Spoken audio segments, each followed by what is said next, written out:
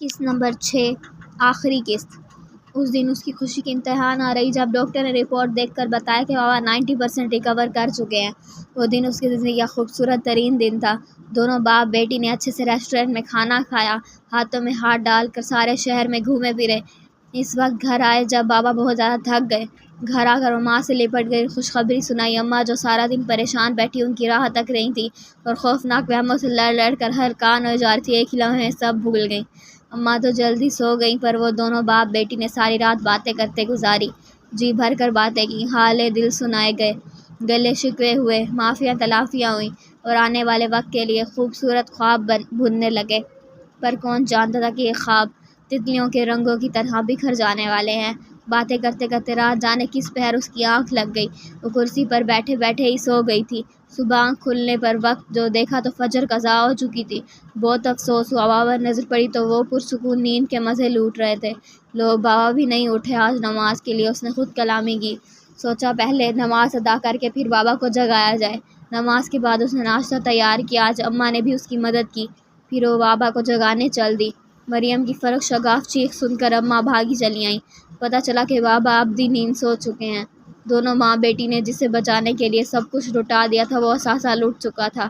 مریم بے سدھ ہو کر گر پڑی، آنکھ میں آنسو منجمد ہو گئے تھے۔ کئی دن وہ خود سے بیگانہ رہی۔ اماں بیچاری خود بھی غم سے نڈھال تھی اور ساتھ میں جوان بیٹی کی ایسی حالت بھی ان سے دیکھی نہ جا رہی تھی۔ خیر وقت تو گزر ہی جاتا ہے، یہ بھلا کب کسی کے لیے رکا ہے۔ سغرا نے آگے بڑھ کر اماں کے آنسو پوچھے جو جانے کب سے بہہ رہے تھے۔ تب اماں ماضی سے لوٹ آئیں، حال میں لوٹ آئیں جو کہ ان کے ماضی کی طرح ہی بھیانک تھا۔ مفلسی کا مارا ہوا سب کچھ تو شوہر کی بیماری پر لگ گیا تھا، بس گھر بچا تھا جسے بیچ کر مریم نے بہت ہی چھوٹا سا گھر ذرا خستہ حال محلے میں لے لیا تھا اور جو رقم بچی اسے برے وقت کے لیے سنبھال لیا۔ اللہ کا کرنا ایسا ہوا کہ اسی محلے میں ایک خدا ترس خاتون نے ایک ادارہ بنا دیا جہاں بچیوں کو دینی تعلیم دی جاتی اور ہنر سکھائے جاتے تھے جن سے وہ گھر بیٹھے کما سکتی تھی۔ مریم کی آنکھیں چمک اٹھی، اس کی قابلیت دیکھتے ہوئے فوراً نوکری پکی ہو گئی۔ کس طرح کا نظام چلنے لگا۔ اب کچھ عرصے سے اماں نے بستر سنبھال لیا تو پھر سے تنگی نے ڈیرے جمانے شروع کر دیے۔ بہن کیا سوچ رہی ہو اور کیوں روئے چلی جا رہی ہو؟ سغرا نے اماں کو بلاتے ہوئے کہا۔ اماں نے خالی خالی نگاہوں سے اس کی طرف دیکھا۔ مجھے مریم کی فکر کھائے جا رہی ہے۔ تم نے ٹھیک کہا کہ وہ مجھے اللہ کی طرف سے خاص تحفہ ملا ہوا ہے۔ اس نے جس طرح مجھے اور اپنے بابا کو سہارا دیا ایسے تو کوئی بیٹا بھی نہیں کر سکتا۔ پر بہن زمانے کی ہوا کو جانے کیا ہو گیا ہے، اب ایسی لڑکیوں کی ڈیمانڈ نہیں رہی۔ یوں شرعی پردے میں پھرنے والیوں کو کوئی منہ نہیں لگاتا اور یہ بیچاریاں ماں باپ کے گھر بیٹھی ہوئی بوڑھی ہو جاتی ہیں۔ اب میری مریم کو ہی دیکھ لو، 28 سال کی ہونے کو ہے، محنت کر کر کے بیچاری کی کمر ٹوٹنے کو ہے، شادی ہونے کے کوئی آثار نظر ہی نہیں آ رہے۔ اماں نے بیچارگی سے کہا، آنکھوں میں منڈلاتے آنسو صاف نظر آ رہے تھے۔ خالہ سغرا اماں کے پاس چارپائی پر آ بیٹھی، ان کا ہاتھ اپنے ہاتھوں میں لے کر دھیرے دھیرے سہلانے لگیں۔ بہن میں کئی دنوں سے تم سے ایک بات کرنا چاہ رہی تھی۔ خالہ نے تحمید باندھی۔ شان میرے بیٹے کو تو تم جانتی ہی ہو، 2 سال پہلے جب لندن سے آیا تھا تم سے بھی ملا تھا۔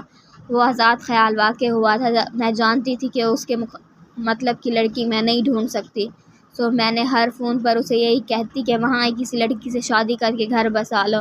وہ ہر بار میری بات سن کر کہکا لگایا کرتا، کچھ مذاق کرتا اور بات آئی گئی ہو جاتی۔ پچھلے مہینے اس کا فون آیا تو میں نے کہا کہ اب شادی کر بھی لو، 30 سال کے ہو گئے ہو، اب کیا بڑھاپے میں بیاہے جانے کا ارادہ ہے؟ اس بار اس نے کہکا نہیں لگایا۔ مجھے بہت تشویش ہوئی۔ پوچھنے پر کہنے لگا، اماں میں واپس آنا چاہتا ہوں، یہاں جا بجا بے حیائی کے مناظر دیکھ دیکھ کر دل لرزتا ہے، ایسا لگتا ہے کسی بھی وقت رب کا عذاب نازل ہو سکتا ہے۔ اماں مجھے بہت ڈر لگنے لگا ہے۔